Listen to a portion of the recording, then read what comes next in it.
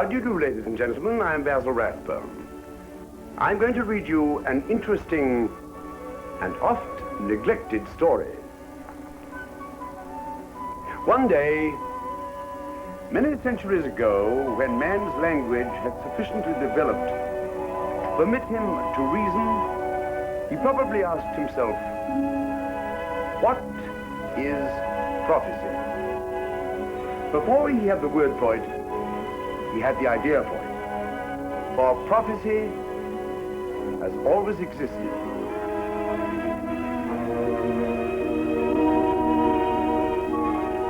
Since the origin of rational man, he has held some concept of the future. With the passage of time, he has attributed the shape of his future to a variety of sources: cults, sects, faith, religions, and philosophies. Almost without exception, it has been variously named nature, truth, light, love, or God, to cite but a few. Some men have dared to examine these forces beyond the realm of the human body, to look ahead to forces which determine or foretell that which lies beyond the common understanding. They have, in fact, looked into the future and have seen 1,000 years hence as accurately as they see the morning sun. The prophet has been feared, laughed at, shunned, ridiculed, tortured, and rewarded. By whatever name he was known, mystic, seer, soothsayer, oracle, prophet, he has been one holding some almost inexplicable power of spiritual far-sightedness. In periods of stress and danger, prophets have risen in every land to warn the people and the rulers of coming calamities. Their predictions have come down to us carved in symbols often difficult to decipher.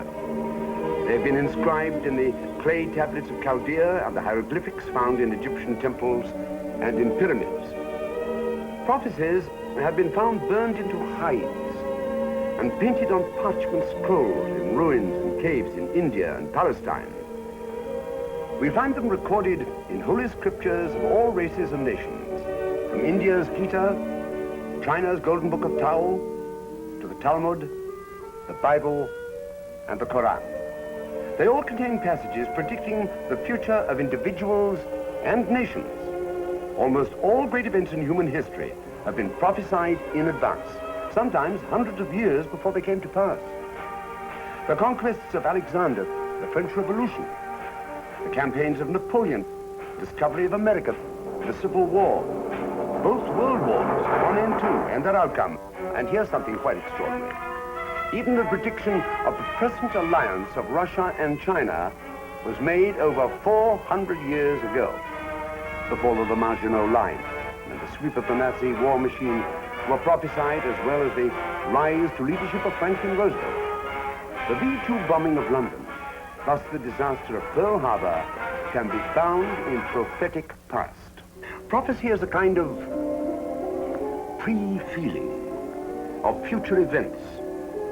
It is a spiritual seeing of events to come, which may be hundreds of years and thousands of miles removed in time and space. It makes us wonder about a man's free will in a universe guided by irresistible laws and stirred by tremendous events.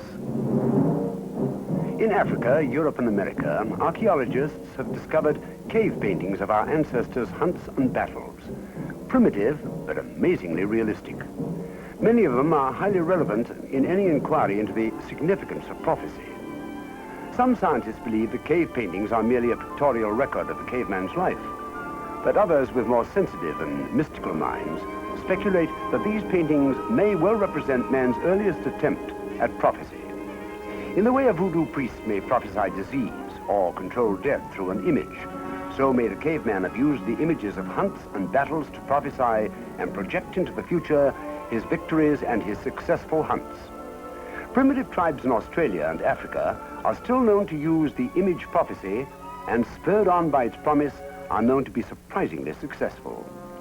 The early prophets made their predictions hundreds, even thousands of years before their fulfillment, and they did so with an amazing accuracy. There are Egyptian hieroglyphics which predicted subsequent floods and disasters. the Syrian clay tablets which foretold wars and destruction, the parchments of the ancient Talmud, the sacred book of the children of Israel, all bear testimony of the importance of prophecy in the development of man's cultural, economic, social, and religious life. The Old Testament relates Isaiah's amazing prophecy about the biblical world's most glamorous and awe-inspiring city, Babylon, the capital of the greatest kingdom and the seat of such exalted rulers as Hammurabi and Nebuchadnezzar. The artist's conception of that teeming and dazzling metropolis is magnificent. Yet one shudders in awe as he senses the emotion which must have inspired the prophet Isaiah's words, "And Babylon, the glory of the kingdoms, the beauty of Chaldee's excellency shall be as when God overthrew Sodom and Gomorrah. It shall never be inhabited, neither shall it be dwelt in from generation to generation. Neither shall the Arab pitch his tent there, nor shall the shepherds make their fold there." Prophecy which Isaiah made 124 years before it was fulfilled, and which is true to the letter even today. It lies in ruins. As the prophet foretold, Babylon has never been rebuilt. Neither do the Arabs nor the shepherds pitch their tent there, for they consider the city dead and cursed. In Jeremiah, the 3rd verse of chapter 30, the prophecy relates, "For lo, the days come, said the Lord, that I will bring again the captivity of my people Israel and Judah, said the Lord. And I will cause them to return to the land of their fathers, and they shall possess it." The prophet spoke when the 10 tribes of Israel were still in captivity in Babylon, 2,515 years before the English troops under General Allenby entered Jerusalem by foot and opened the gates for the return of the children of Israel. Since then, it has been as if the 10 lost tribes had been gathered out of Russia, Romania, Hungary, Austria, Germany, France, and Spain, as the Jews streamed in ever-increasing numbers to their homeland, Israel. And so have been fulfilled the words of prophet Amos, who declared, "And they shall build the waste cities and inhabit them, and they shall make gardens and eat the fruit of them, and I will plant them upon their land." In these fear-filled, troublesome times, the children of Israel may well heed the final words of Amos' prophecy when he concluded, "And they shall no more be pulled up and out of their land, which I have given them, said the Lord." The great events of the New Testament, such as the coming of John the Baptist and the life and crucifixion of Jesus, have all been foretold in the Old Testament, and Jesus did come, as he said, to fulfill the law of the prophets.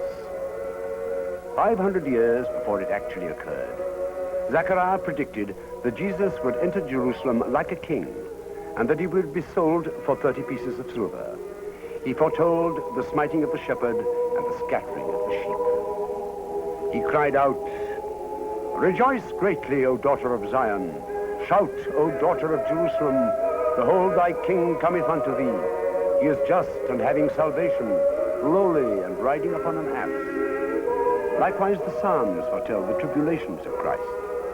In Psalm 22, the singer puts it this way, "They pierced my hands and feet.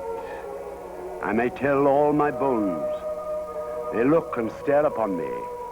They part my garments among them and cast lots upon my vestures." As the Old Testament predicted with vivid clarity the coming and the trials of Jesus, so did the record of the New Testament prophesy events to come long after the record was made. The 24th chapter of Matthew relates, "And Jesus went out and departed from the temple, and his disciples came to him to show him the buildings of the temple.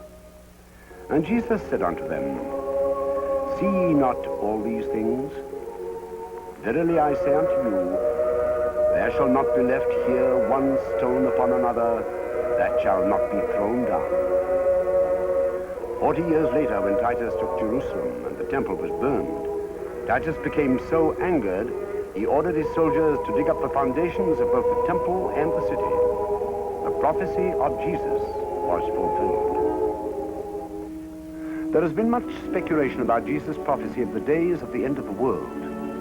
Some contend that the end may come in our own time of division and turmoil in atomic and hydrogen warfare. Others, however, point to the prophecies of the greatest prophet of the Middle Ages, Nostradamus. They agree, according to his predictions, the troublesome times are ahead of us from now to the year 2000.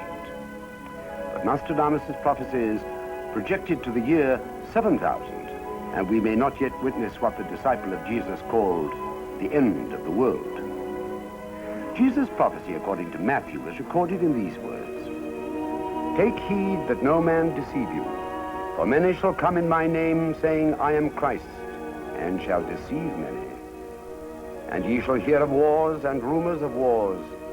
See that ye be not troubled. For all these things must come to pass, but the end is not yet." The book of Revelation, with its mystical symbolism, has been interpreted innumerable times according to the state of mind, the religious background, and the desires of the interpreter. But time in its own way will reveal the full meaning of that book. Historians of the future, or even yet in our day, will evaluate the accuracy and portent of those words. The unfulfilled prophecies of old are the significant mysteries of the future. The two monuments of the ancient world which have inspired the most wonder and speculation are the Great Pyramid of Gizeh and the Sphinx near Cairo in Egypt. According to inscriptions found in it, the Great Pyramid was built by the pharaoh Cheops, who ruled about 2600 BC. But according to a psychic research conducted by Edgar Casey, the seer of Virginia Beach, Cheops took credit for a work which preceded his rule by 10,000 years, and the Sphinx was already in existence when the Great Pyramid was constructed under the guidance of Rata, the high priest.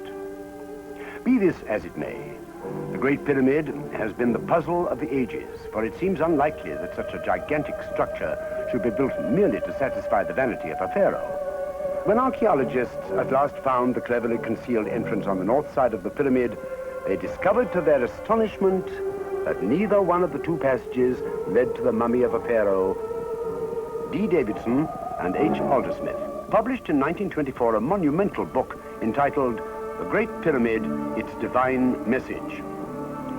In this fascinating scientific work, they proved in meticulous calculations and innumerable charts that the Great Pyramid was actually a monument of prophecy.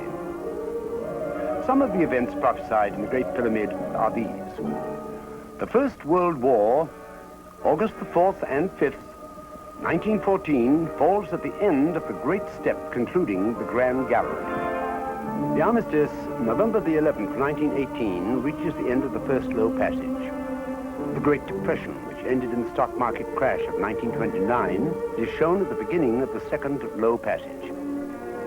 Adolf Hitler's decision for world conquest is indicated by the end of the second low passage. It is dated September the 15th and 16th, when Hitler had his first discussion with Mussolini and negotiated the Axis Alliance in 1937. But the fathers of the American Revolution, the founders of the United States, were well aware of the symbolic meaning of the Great Pyramid, with its missing capstone, which they replaced with the mystical all-seeing eye. In Greece, about 1,500 years before the birth of Christ, temples of prophecy or oracles sprang up all over the land. Dodona, the earliest one, was old when Homer, the great poet, penned the immortal verses of his Iliad. But of the many oracles, it was Delphi which was destined to become the most celebrated of all. The Pythia sat in a sacred cave on an iron tripod which had been placed over a rock fissure, drawing her into a holy trance. In this trance state, she prophesied fame and fortune. She prophesied failure and disease. She foretold victory or defeat in military campaigns which shared the destiny of nations. Some of the prophecies were about everyday occurrences: the sex of a coming child, advice to the lovelorn, the outcome of the Olympic Games. Yet sages, kings, and heads of nations came to ask the famous oracle for advice, and when fortune favored them, they rewarded it richly. It was Cicero, the Roman philosopher, statesman, and critic, who wrote, Delphi could never have been so overwhelmed with significant presents from kings and nations had not the ages proved the truth of these oracles. Much of the Delphi's wealth came from King Croesus, the fabulously rich ruler of Lydia, whose fortune is legendary even today. Because Croesus was a cautious man, he put 6 different oracles to a test with this question: what is King Croesus doing today? When her turn came, the Pythia of Delphi replied, Croesus is boiling a lamb and a tortoise together in a copper vessel. This was true, and the king was highly pleased with the accuracy of the oracle. He then sent a large procession of courtiers and slaves bearing costly gifts to induce Apollo, the sun god and patron of the oracle, to grant him a special favor. Then Croesus asked, shall I march against King Cyrus of Persia? Apollo's answer was cryptic, for the Pythia replied, Croesus, if thou crossest the river Halys, thou shalt destroy a great kingdom.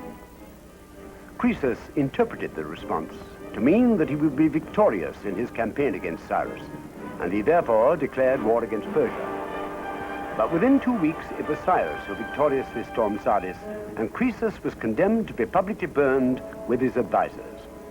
On the flaming funeral pyre, he could sadly meditate on the double meaning of the oracle. Once Pythia prophesied the destruction of the great Delphi itself.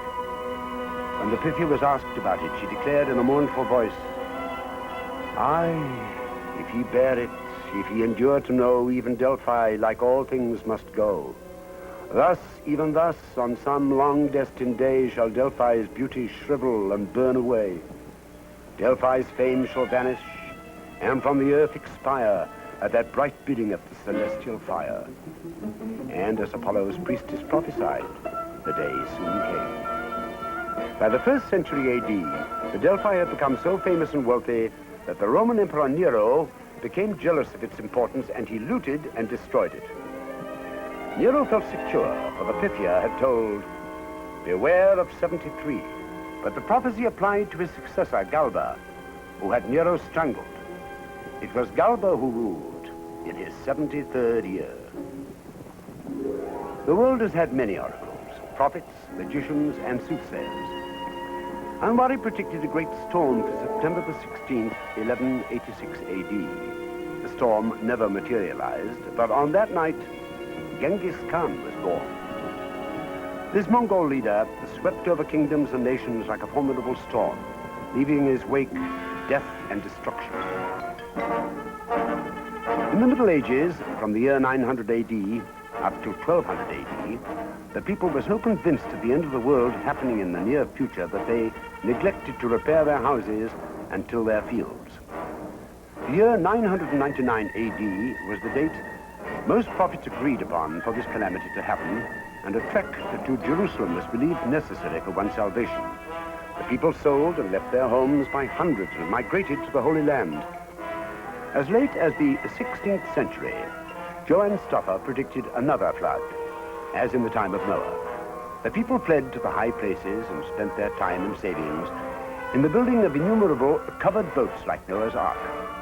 The hills and mountains were dotted with them, and all the ark builders hurried to finish their boats before the great rains would surprise them. In the year 1517 AD, a barefoot hermit roamed through the streets of Rome, crying his prophecy of doom and destruction. His name was Bartolomeo Brandano, and he shouted to the populace, woe to Rome! Woe to Rome! The city of destruction will fall to the Transalpine nations for the sins of the Pope and the prelates. Pope Clement VIII had the hermit clapped into irons and warned with dire measures if he would not desist from his shouting. Brandano was released, but as he continued prophesying the fall of Rome, the Pope had him thrown into the Tiber, hoping he would drown. When the hermit survived this ordeal miraculously, he was thrown back into the dungeon and chained. 10 years later, the mercenary army of Charles V swept through Italy and sacked Rome in a bloody pillage. The hermit was released by the conquerors, and Pope Clement VIII was forced to sign a humiliating peace treaty and had time to meditate on the fulfillment of Brandano's prophecy. There was another monk, Savonarola, who predicted the expulsion of the Medicis, the ruling family from Florence. He predicted the sack of Rome and the French invasion of Italy under Charles VIII. But the Vatican and Rome had long been beleaguered by disgruntled nobles and prelates, and as Savonarola preached openly against the crimes of the Borgias, Pope Alexander, the father of Cesare and Lucrezia Borgia, who were guilty of many a political murder, would not allow Savonarola to flay his offspring in public sermons. The Pope declared Savonarola a heretic, and when the fearless monk declared that he was ready to be tested by any ordeal the church would choose, the Pope obliged him to prove his innocence through the ordeal of fire. Astrology has a history of thousands of years, from the time of Nebuchadnezzar, Pythagoras, Nero, and Nostradamus, down to our 20th century. Even some of the popes were astrologers. Leo X became a great patron of astrology, because an astrologer had predicted his election to the papal chair when he was only a child. When the disease of the Archbishop of St. Andrew baffled London's physicians, he went to Paris, where it was diagnosed and cured, thanks to the horoscope of a French astrologer. His name was Jerome Cardan, but in parting, he warned the Archbishop, "Your Eminence, I have been able to cure your disease, but I cannot prevent your destiny of being hanged." The astrologer's prophecy was fulfilled 20 years later, when the Archbishop was hanged by an edict of Mary Queen of Scotland. The Swedish astronomer Tycho Brahe was only a young man when he predicted the Great Plague which depopulated Europe in 1666. He also predicted the birth and death of Gustavus Adolphus, the warrior king of Sweden, who kept Europe in fear and turmoil in the 30-year religious war. Gustavus Adolphus died in the bloody Battle of Lutzen. The world-renowned French astrologer and prophet, Nostradamus, predicted more than 100 years before it happened the destructive fire of London, which occurred in 1666. This event was also foretold by England's Mother Shipton in the jingle, "Wind and fire well nigh mix" in 1666. Much be burned in fiery shower in London town, up to the tower. So you can see prophecy is found to have many facets. Astrology, the voices heard by the biblical prophets, and Joan of Arc, and Britain's Mother Shipton. Joan of Arc, a simple peasant girl from Domremy, was probably the most amazing example of prophecy fulfilled.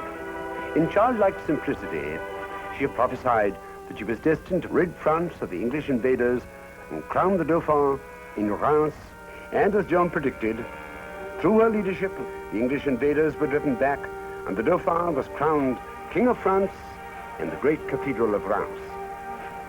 For these amazing deeds, she was delivered to her enemies, declared a witch, and burned at the stake. There was another saint, St. Malachi of Ireland, who predicted the number of popes who were to ascend the papal chair. Pope Celestine III, for one, was identified with the Latin words Durori Bovensi, which means that his family name was Bovensi. Pope Alexander IV was described with the words Signum Ostiensi, and he was, before his election, Cardinal of Ostia. Pope Clement VIII had been governor of Rieti in Umbria. St. Malachi referred to him as Rose Umbria, the Rose of Umbria. Pope Clement VI was identified Urus Velox, and his family coat of arms showed a running bear. Many more could be added to this impressive list, but scholars have speculated that only 7 cardinals remain to ascend the papal chair until the last pope, Peter the Roman, appears. About him, St. Malachi prophesies, "During the final persecution of the Holy Roman Church, Peter the Roman will lead his flock through great tribulations. The city of the 7 hills will be destroyed, and the awesome judge will judge the nations." Mother Shipton, born in Yorkshire, England, in 1488, was described by her biographer Baker. Her stature was larger than common, her body crooked, her face frightful, but her understanding extraordinary. Her fame lies in the prediction she made concerning Cardinal Wolsey, who was making plans to move his headquarters to York. When the Cardinal heard that the Yorkshire Series had prophesied that he would never see York, he sent 3 distinguished emissaries to Mother Shipton to discover whether she had really made such a prediction. He swore that he would burn her if it were true. When the emissaries faced her with the question, Mother Shipton replied, "He may see it, but he will never get there." And to their amazement, then she prophesied accurately the fate of the 3 noblemen. When the Cardinal was told of Mother Shipton's corrected prediction, he was in the castle tower of Cawood, where he could see York in the distance. In fury, he vowed that he would burn the witch. But he did not burn her and did not get to York. He died on the way. There are many prophetic jingles attributed to this 15th century Mother Shipton of Yorkshire. One ancient doggerel declares in rhyme, "Carriages without horses shall go, and accidents fill the world with woe. Around the world thoughts shall fly, in the twinkling of an eye. The world upside down shall be, and gold be found at the root of a tree. Through hills men shall ride, and no horses be at their side. Underwater men shall walk, shall ride, shall sleep, shall talk. In the air men shall be seen in white, in black and green. Iron in the water shall float as easily as a wooden boat. Gold shall be found and shown in a land that's not now known." Here one recognizes an incredible list of fulfilled predictions, verified in this scientific age of the 20th century.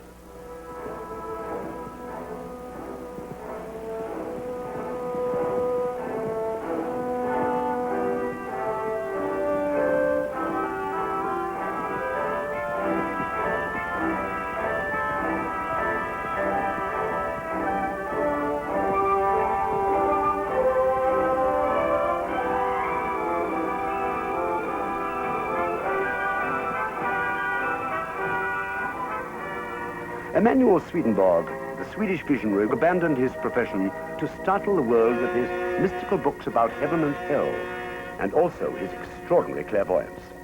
Baha'u'llah, the founder of the Baha'i faith, lived in Persia in the 19th century. He made the prophecy that his faith would one day circle the world.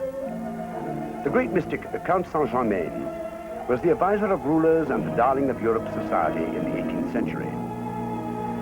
The American Indian prophets resembled the great prophets of Israel in preaching a definite message. They foretold the regeneration of the red man and the recapture of the lands from the white man. Germany can boast of 2 seers who foretold future events with incredible accuracy. The first was a Saxon fisherman, Christian Herring, who predicted in 1744 that an army would invade Saxony, fighting a bloody battle, occupying Dresden, and leaving it soon through its upper gate. Some 2 years later, in the winter of 1745, the army of Frederick the Great fought the bloody battle of Saxony. He did occupy Dresden and left it through the upper gate soon after the peace was signed. Christian Herring also predicted an alliance between Maria Theresa of Austria and Louis XV of France against Frederick the Great, 2 months before the event came about. He foresaw the 7 Years' War a full 7 months before the fighting began. Another German prophet, Johann Adam Müller, made his home in Maisbach, near Heidelberg. Fully documented evidence has established that as early as 1807, Müller predicted the Franco-Russian War of 1812 and Napoleon's retreat from Moscow. In 1815, when everyone believed Napoleon to be safely put away on Elba, Müller was mocked and ridiculed when he foresaw another war with France. Nevertheless, Napoleon did flee back to France, and while the victors divided the spoils in the Congress of Vienna, he assembled a new army and marched against them until he was defeated in the fateful battle of Waterloo. The most recent prophecy about the First World War and its far-reaching effects was made by the Russian scholar Count Leo Tolstoy, the author of War and Peace and other great works. In 1910, when Tolstoy lay dying, he made an amazing prediction in an awed and halting whisper. "I see, floating above the sea of human fate, the nations rush madly after her. But she, the eternal courtesan, commercialism, flirts with them all. bewitching as she seems, much agony and destruction follow in her wake. She carries the flame of war from city to city and from country to country. The great conflagration set by the torch of war will start in 1913 in the southern countries of Europe. I see in that year all Europe in flames and bleeding, and I hear lamentations on the huge battlefields. And who knows, perhaps the German Kaiser did decide on a war in 1913, but waited only for a good excuse to start it. There's a modern prophet whose predictions have an amazing percentage of accuracy, although he made some of them merely through the study of the human hand. He is Count Hamann, who called himself Cairo. Among his early predictions was that which he made for Lord Kitchener. When Kitchener was still an unknown colonel in the British Army, Cairo told him, "You will someday head the British Army in its greatest war to come." Kitchener, you may recall, was made war minister at the outbreak of the First World War. Now, Cairo then elaborated his prediction in declaring, "And you will die in a sea disaster in your 66th year." Lord Kitchener died when the battleship which was to bring him to Russia was torpedoed. Even though he had trained himself to become a good swimmer, he drowned in the turbulent waters of the North Sea in the year 1916. And he was in his 66th year. In order to test Cairo's ability, Tsar Nicholas II approached the famous palm reader in the disguise of a private citizen.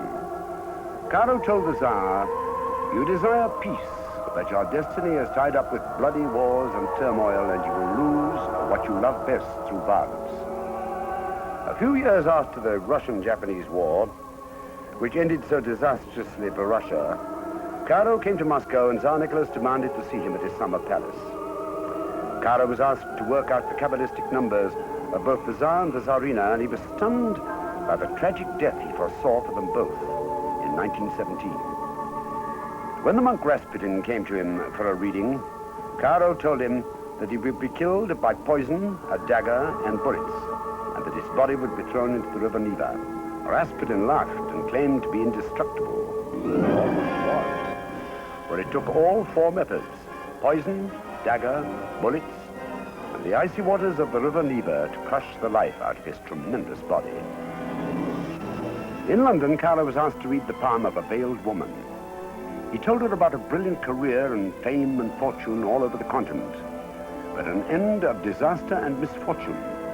The woman gasped, "Oh, mon Dieu!" Cairo gazed into the deep eyes of the immortal Sarah Bernhardt, Europe's greatest actress. In his long, eventful life, Cairo read hundreds of palms of the great and near great. Among his famous clients were the beautiful Blanche Roosevelt, a gifted American girl who became Contessa Marchetta d'Alcri. Madame Melba, the great singer whose golden voice thrilled Europe and America. Lily Langtry, the famous actress who became the darling of America. And Mark Twain, the great American humorist who was bankrupt when he came for his reading. He wrote in Cairo's guest book, "Cairo has exposed my character to me with humiliating accuracy. I ought not to confess this accuracy. Still, I am moved to do it." Mark Twain. The most tragic and yet truthful prediction which Cairo made was that which he saw in the palm of the famous English poet Oscar Wilde. After examining a pair of pudgy male hands, Cairo declared, "The right hand is the hand of a king who sends himself into exile." "Ridiculous," exclaimed Lily Langtry. "Oscar is a genius and an aesthete." But after his unfortunate scandal, Oscar Wilde had to exile himself. He died in Paris, poor and lonely, shunned by his admirers and deserted by his society friends. Cairo was no less amazing in his predictions of historical events. In 1927, for example, he declared that India would be freed and religious warfare would rage between the Mohammedans and the Buddhists. Cairo further predicted that Italy and Germany would war with France and that Spain would be under a dictatorship. This came to pass with the alliance of Hitler and Mussolini, and General Franco did become dictator of Spain. He also foresaw that London and the east coast towns of England would be destroyed by Russian airplanes. He declared The great battle of Armageddon will be fought on the plains of Palestine between Russia and the new Jewish nation. Caro cited in 1927 a newspaper article, Unfathomed Wealth of the Dead Sea and Palestine. The imagination reels before the stupendous figures of wealth, estimated by the experts to be the value of the deposits. Andrew Jackson Davis, one of the most amazing psychics, was born in America over 100 years ago. His accomplishments merit genuine respect. In 1845, he delivered over 150 lectures in a deep trance. He wrote numerous books, and in one called The Penetralia, he made these astonishing predictions. There will be a great improvement of motive forces, a method of traveling on dry land and through the air. Instead of the present gallery-looking cars, we will have spacious salons, almost portable dwellings, moving with such speed, and perhaps there will be advertisements through to California in 4 days. Look out in these days for carriages and traveling salons moving on the roads without horses, steam, or visible motive power, moving with greater speed and safety than at present. They will be moved by a strange and simple mixture of aquatic and atmospheric gases, and so imparted by a machine somewhat resembling our engines as to be entirely concealed and manageable between the forward wheels. The first requisite for these land locomotives will be good roads upon which your engine without horses may travel with great rapidity. Remember that Andrew Jackson Davis predicted all this in 1856. Brigham Young, the dauntless leader who headed the Mormon trek to the Salt Lakes to keep them safe from persecution, made this following prophecy for the world and America. All that you know now can scarcely be called a preface to the sermon that will be preached with fire and sword, tempests, earthquakes, hail, rain, and fearful destruction. You will hear of magnificent cities, idolized by the people, sinking in the earth, entombing the inhabitants. The sea will heave beyond its bounds, engulfing mighty cities. Famine will spread over the nations. They will destroy each other, caring not for the blood and lives of their neighbors, of their families, nor their own lives. Those dire words of Brigham Young seem to have a parallel in the prediction made by Edward Casey, a miracle man of Virginia Beach. This amazing man who diagnosed the ailments of hundreds of people while in a self-induced trance offered a prediction about the coming changes in the earth. His forecast presages events from the present to the year 2000 and includes a great cataclysm caused by a flip of the Earth's axis. Italy, Japan, and England will sink, and later the whole of Europe in the twinkling of an eye. At the same time, new land masses are to rise from both the Atlantic and the Pacific Oceans. As for America, the Casey reading, or prophecy, predicts that California will be separated from the mainland and broken up into islands, while the lowlands and parts of the desert will be covered by the ocean.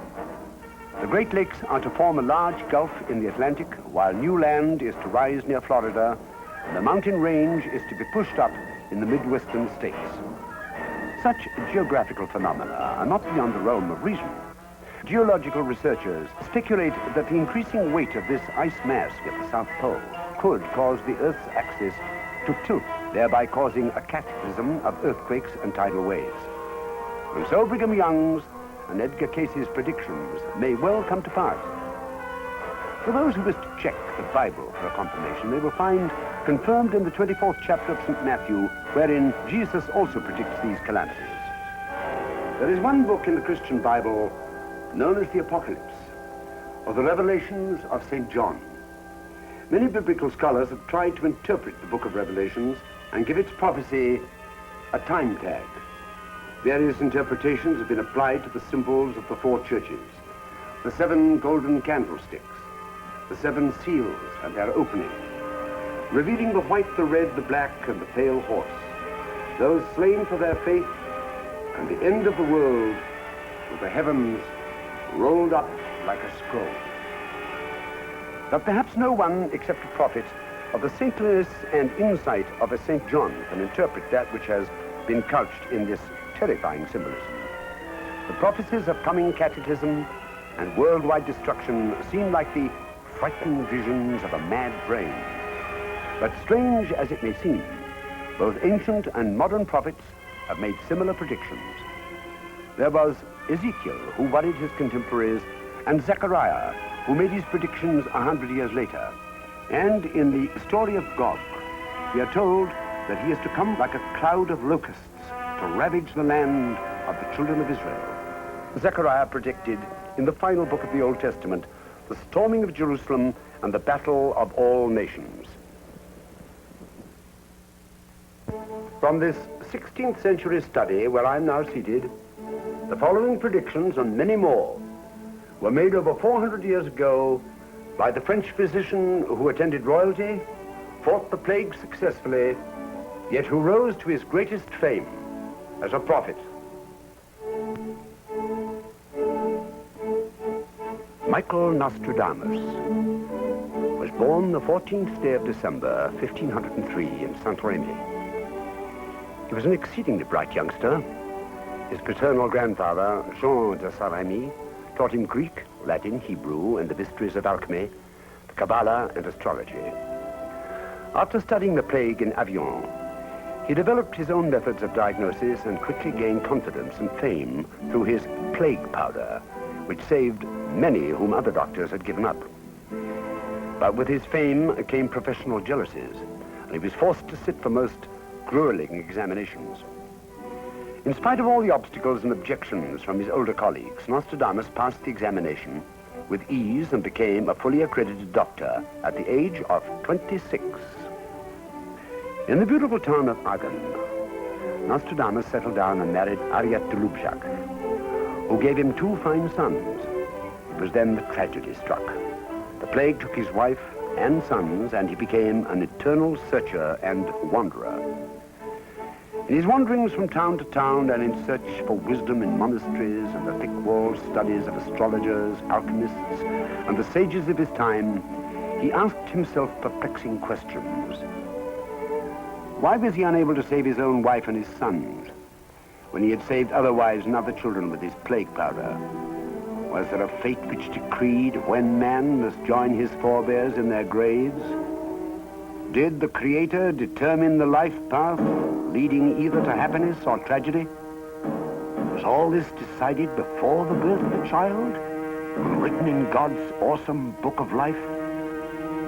And how could he, Nostradamus, gain the wisdom to read the Kabbalistic signs which would reveal the future? All these questions and many others led Michael Nostradamus to an intensive study of eternity's time clock, the constellations. He delved into astrology, alchemy, magic, and other secret sciences, hidden in musty volumes, in puzzling symbols and Kabbalistic formulae. As he searched, a lightning bolt of inspiration struck. Nostradamus found a way to look into the magic mirror of time, where he was unable to watch the astounding parade of events to come. In that awesome instant, Nostradamus had gained God's gift of prophecy. And out of a troubled physician grew a man who was able to read and understand the Creator's book of life. It was no wonder that Henry III and his queen, Catherine de' Medici, became the patrons of this amazing physician, who could not only heal their ailments, but who could also look into the future and predict thrones for all 4 of their sons. That unforgettable night when Nostradamus conjured the angel Anel to show Catherine de' Medici the future of her sons in the magic mirror, she saw each one of them ascending a throne. But neither the mirror nor Nostradamus revealed to her that each would die to leave the throne to his successor. His prophecy about the death of Henry II was only understood after it happened in a tournament. Nostradamus had predicted in one of his amazing 4-line prophetic poems, quote, "The young lion shall overcome the old one in a tournament field in a strange duel. In a golden cage he shall put out his eye. 2 wounds. One causes him to die a cruel death." In a tournament with a Scottish knight, a splinter entered the golden visor of Henry II and pierced first his eye and then his brain. And so the old lion really died a painful and cruel death. When a series of his famous quatrains was fulfilled in amazingly accurate circumstances, Catherine de' Medici consulted the magic mirror of Nostradamus often. Catherine's death was another of Nostradamus's rhyming riddles. The lady will remain to rule alone. The unique one died on the field of honor. 7 years she will vent her grief. Then she shall have a long life and a glorious reign. Nostradamus used a brass bowl filled with magnetized water when he searched for the coming future of France and the events which would change the rule of dynasties and nations, which he recorded in his collection of prophetic poems appropriately called the Centuries. He prophesied 100 years ahead of his time the date when the beloved Dauphin would marry Maria Theresa of Spain and ascend the throne. He also foretold the reign of the Sun King, Louis XIV, called the Grand Monarch. The time, a character and death of Louis XVI, and the influence of Marie Antoinette are described in 2 quatrains. The times are too good and the king is too easygoing. In negligence he makes and unmakes hasty decisions. Lightly he overlooks the faults of his loyal spouse. He will be put to death through his benevolence. And the seer continues. Because a Bourbon is too good and carries in his hand the signs of justice, his blood and the blood of all those who carry his name, after an unjust flight, shall receive their due, in spite of his plea. In the beginning of the revolt, which grew into the French Revolution, Louis XVI fled with Marie Antoinette and his children. All were executed in spite of the king's pleas for mercy.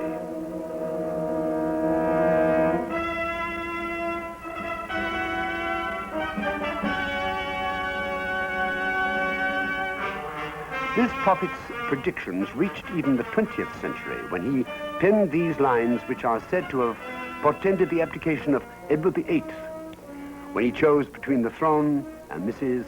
Wallis Simpson. The young man born to the kingdom of Britain, whom his dying father shall recommend, shall give London a topic after his death, and it shall demand the kingdom from his son. The rise of Hitler is easily recognizable in another verse. From the depth of Occidental Europe, a child will be born of poor people.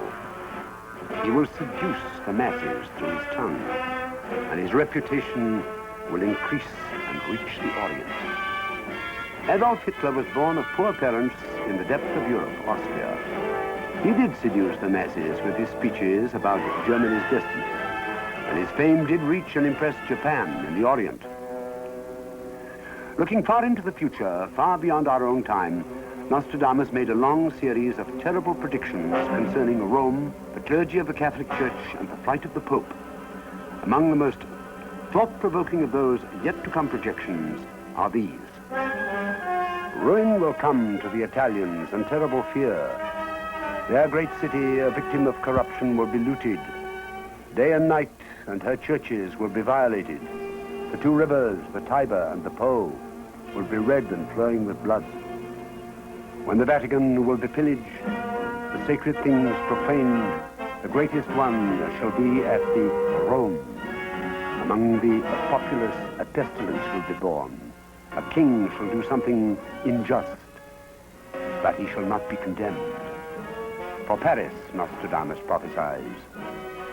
All around the great city, soldiers will be lodged in fields and towns. They will attack Paris, incited by Rome, and on the bridge, a great pillage will be made. Just as the biblical prophet Ezekiel and the modern prophet Caro predicted the return of the Jews to Palestine and the great battle of Armageddon, followed by hunger and pestilence, so did Nostradamus predict in this stanza, the newcomers will occupy a place which was formerly inhabitable. They will build homes without defenses and inhabit towns and fields and meadows at their pleasure. But war, famine, and pestilence will make their fields unproductive for quite some time. In several of his quatrains, Nostradamus predicts an Arab invasion of Europe. The Oriental shall come out of his seat, shall pass over the Apennines mountains and see France, shall go over the air, the waters, and the snow, and shall strike everyone with his staff. Through the discord and negligence of the French, a passage shall be opened to Mohammed. The land and sea of Italy shall be bloody, and the harbor of Marseille shall be covered with sails and ships. Russia's invasion of Turkey, her taking over the Greek islands and London's sphere of invasion, is indicated in this quatrain. The endeavors of the north shall be great. Upon the ocean gate, the Dardanelles shall be open. The kingdom in the island shall be re-established, and London shall quake in fear of discovered sails. Nostradamus, we now realize, predicted the bombing of London as accurately as the German World War II bombs hit their targets. The dart of heaven shall make his circuit. Rockets will strike. Some shall die speaking, so unexpected. It will be a great execution. Like a stone crashing through a tree, so shall the fierce people be humbled. Through the noise of a human monster, atom bombs, shall come the purge and expiation. A frightening quatrain indicating the sinking of entire countries seems to have a parallel in the predictions of the coming earth changes made by a modern prophet, Edgar Cayce. Nostradamus states it like this. A great mountain encompasses 7 stadia. After peace, war, famine, and inundation, it shall roll a long way, sinking many countries, even long-established kingdoms and their great foundations. In another quatrain, Nostradamus describes Napoleon as tête rasée, which means the shaved head. This was an apt description. The French kings had all long hair. Napoleon was the first French ruler to wear his short. Another fateful ruler, the German Emperor Wilhelm II, was described by Nostradamus as the peacock with the short arm. William II was probably one of the vainest rulers, and he loved to hide his short left arm in a Napoleonic gesture in his vest. It is said that the German emperor trembled over an ancient prediction which declared Wilhelm II, by name, will be the last king of Prussia. The Kaiser had good reason to tremble, since his grandfather had been told that the Hohenzollern Empire would end in 1914. One almost shudders at the uncanny accuracy with which Nostradamus described the First World War some 400 years before the German invasion of Belgium. He foresaw the next 20 years between world wars as he wrote of von Hindenburg's death, Hitler's assumption of power, and his rise to fanatic dictatorship. The fall of Czechoslovakia, Poland, and France, and the occupation of Paris, Nostradamus predicts in these magnificent lines. In the city which the wolf shall enter, enemies shall be all around. A foreign force shall lay waste great lands. To the walls and the Alps, friends shall go. And so it happened, you recall. All those who were friendly to France either stood up against a wall to be shot or managed to flee to Switzerland, the neutral, Alpine country. Hitler's pompous ally, Mussolini, and his failing fascist regime were aptly described by Nostradamus.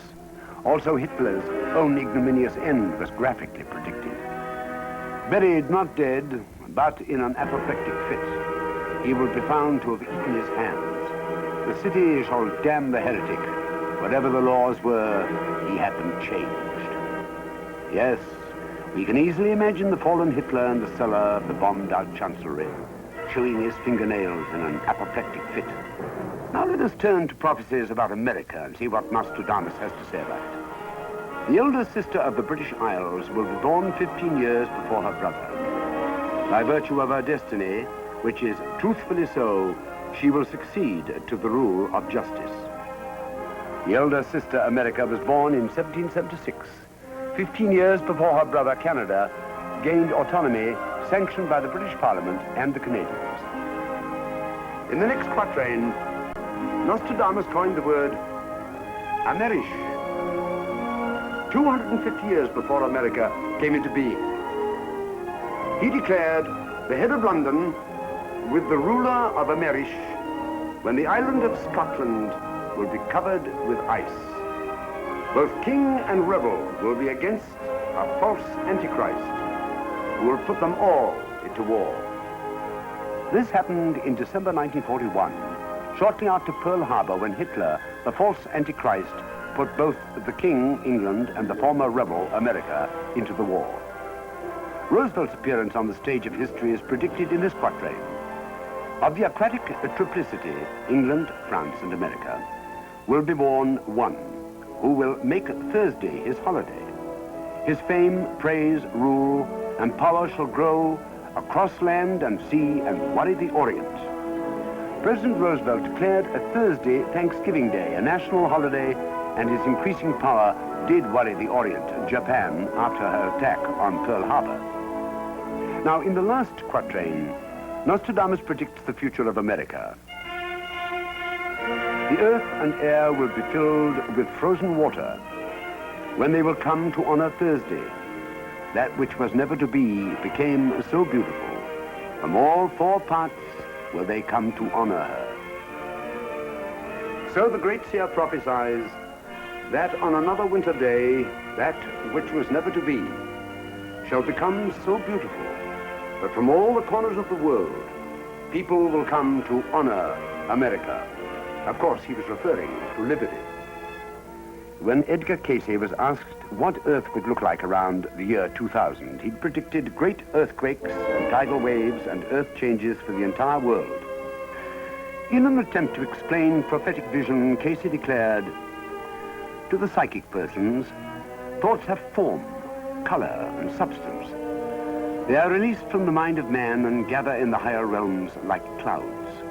Each thought is attracted by its own kind, like birds of a feather flocking together. Thoughts of tenderness and love will rise and join their brother thoughts in a cloud of brilliance and beauty. The thoughts of anger and revenge will also rise and join other hate thoughts in a darkening and threatening cloud of foreboding." Franklin Delano Roosevelt stated, "There is nothing to fear but fear itself." In his 4 books of prophetic quatrains, Nostradamus predicted fearful times. 20 years of the reign of the moon having passed, 7,000 years another shall hold his monarchy. When the sun shall resume his days past, then is fulfilled and ends my prophecy. And the last quatrain describes this end graphically. For 40 years, the rainbow shall not appear. For 40 years, shall it be seen every day. The parched earth shall wax drier and drier, and then the great flood shall appear.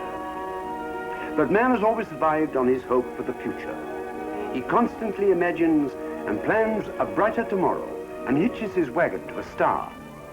Great comfort is given us through hope and faith, in the belief that the future, the truth of tomorrow, can be changed through brighter thoughts and brighter deeds. Mankind can change prophecy. Our future could be peace and abundance for all nations, not war and destruction. Thus do we hold the fate of our world in our own hands. So let us bring those 1,000 years of peace, which have been prophesied, into a wonderful fulfillment.